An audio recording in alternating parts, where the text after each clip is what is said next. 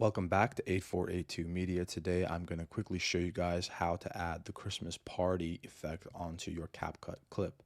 So initially what you're going to want to do is bring your clip from your media files down to the timeline. It's going to look like this. And then you're going to go click on Effects, click on Video Effects, and then click on Christmas.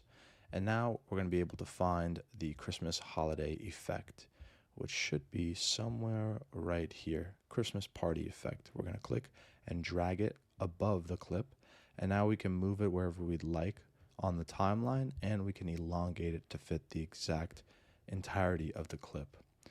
And now with the effect selected, we can go to the top right corner under special effects, and we can modify the filter, the strength, the range, rotate it, and we can increase the size. So let's check it out.